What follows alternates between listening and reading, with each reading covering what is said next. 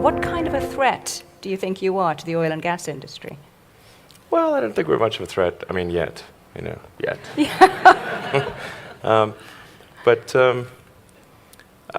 mean, the more obvious threat is that we're going to run out of hydrocarbons to mine and burn. That's rather obvious. I mean, it's but not. It's no time soon, judging from the comments we've had this morning.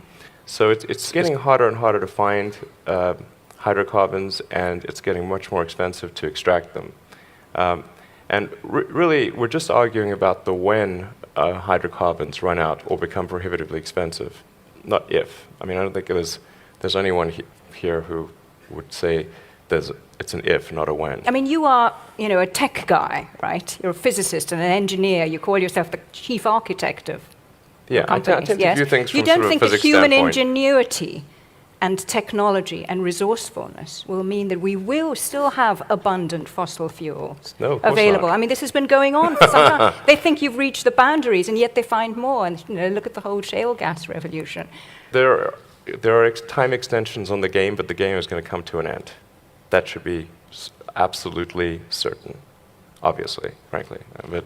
But I don't have any fundamental dislike of hydrocarbons. I simply look at the future and say, what is the thing that will actually work? And using a non-renewable resource obviously will not work. So we must find an alternative. But if there was a button I could press to stop all hydrocarbon usage today, I would not press it. You would not press it? Of course not. You would not press it would because cause human civilization to come to a halt. Every hospital would have to close down. That would be ridiculous. So it would be irresponsible to press that button. But what does need to happen is to, if we can, accelerate the transition towards renewables. That's the sensible thing to do. If you take, I'm going to use maybe two examples. Saudi Arabia, since the Saudi Aramco president spoke here.